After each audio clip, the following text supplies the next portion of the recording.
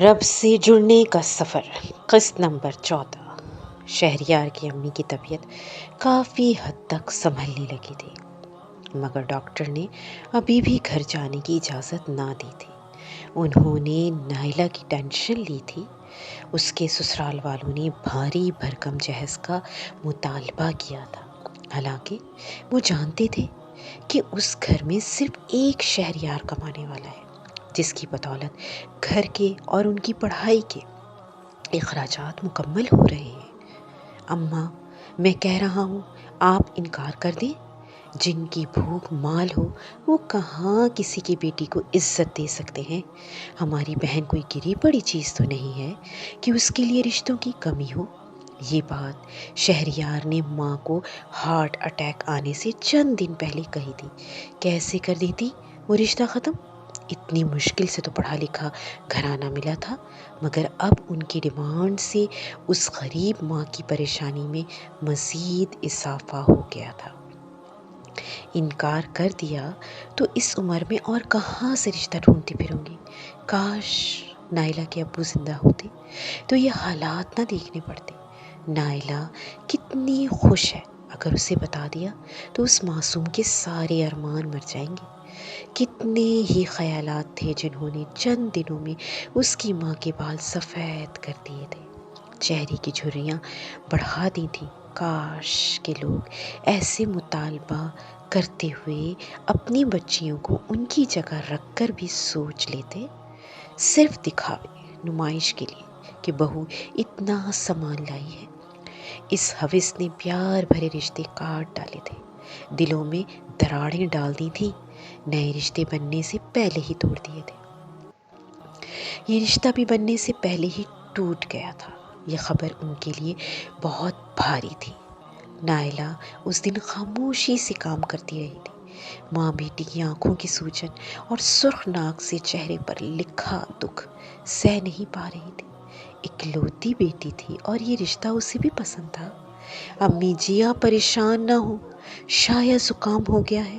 امی، اللہ سبحانہ و تعالیٰ کی حکمت ہوگی نا، ان سے بہتر لوگ مل جائیں گے۔ سارا دن مختلف جملوں سے وہ اپنی ماں کو تسلیاں دیتی رہی، مگر ماں تو ماں ہوتی ہے، اولاد کا درد کہاں برداشت کر پاتی ہے۔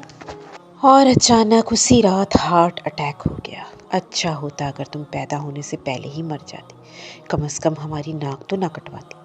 کیا جواب دو گی تمہارے باپ اور بھائیوں کو کہ اکلوتی بیٹی کی یہ کرتوت ہے؟ مسز ریان فاطمہ کو کوستے ہوئے کہہ رہی تھی۔ سفیان نے فاطمہ کی پکس مختلف لڑکوں جنہیں اس نے کبھی دیکھا بھی نہ ہوگا کے ساتھ قابل اعتراض حالت میں ایڈیٹنگ کر کے فاطمہ کے والدین اور دونوں بھائیوں کے فیس بک اکاؤنٹ پر بھیج دی تھی۔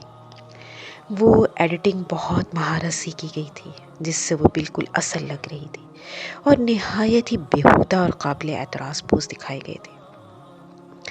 مسز ریان نے سفیان کے ساتھ ریلیشن شپ پر بہت ہی خوب ڈانٹا تھا، مگر اب اس طرح کے حالات تھا۔ یہ بات ان کی پوری فیملی کے سر پر پہاڑ کی طرح گری تھی۔ ماما پلیز میرا یقین کریں، میں نے اسے چھوڑ دیا تھا، اسی لیے وہ مجھ سے دشمنی نکال رہا ہے۔ یہ پکس اصل نہیں ہے۔ فاطمہ مسز ریان کے گھٹنے پکڑ کر فرش پر بیٹھی روتے ہوئے سماجت کر رہی تھی۔ میں کیسے یقین کر لوں فاطمہ؟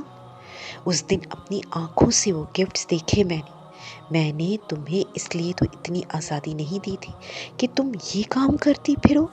ماما مجھ سے غلطی ہوئی، میں نے اس سے دوستی کی، پلیز مجھے معاف کر دیں۔ مجھے تو تمہارے بابا کی فکر ہو رہی ہے، جیتے جی مار ڈالا تم نے۔ فاطمہ اپنے نام کہیں کچھ پاس رکھ لیتی۔ ماما وہ سب جھوٹ ہے، میرا یقین کریں، میں نے تو کبھی ان لڑکوں کو دیکھا بھی نہیں۔ وہ سسکیوں سے رو رہی تھی۔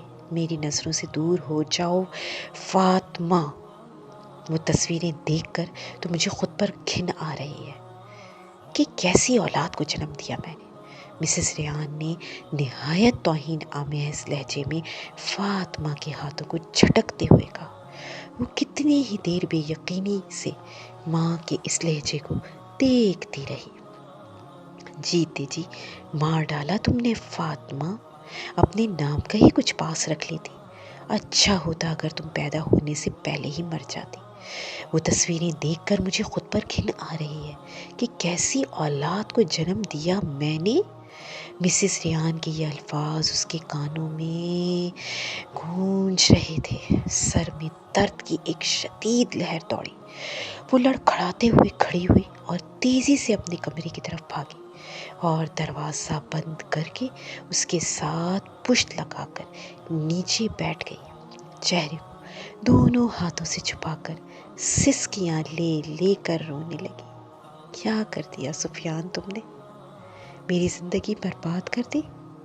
کاش میں نے تم سے دوستی نہ کی ہوتی، کاش میں نے تمہیں اپنی پکس نہ بھیجی ہوتی۔ میں تمہیں کبھی معاف نہیں کروں گی۔ وہ روتے ہوئے خود سے کہے جا رہی تھی۔ بابا، بھائی، کیسے سامنا کروں گی ان کا؟ کیسے بتاؤں گی ان کو کہ یہ سب سچ نہیں ہے؟ اس کا سر درد سے پھٹ رہا تھا۔ سسکیاں پورے کمرے میں گونج رہی تھیں۔ اسے اس وقت اس گناہ کی شدت کا احساس ہو رہا تھا۔ کاش کہ وہ پہلے جان جاتی کہ یہ نامحرم سے دوستیاں کرنا کتنا بڑا خسارہ ہے۔ اس کا دل کر رہا تھا کہ چیخ چیخ کر ہر لڑکی کو بتائے کہ وہ اتنی حقیر نہیں ہے کہ ایک نامحرم سے تعریف کی خاطر اس سے اپنی تصویریں دے کر یا اس سے مل کر اپنی عزت کا جنازہ نکلواتی پھرے۔ کاش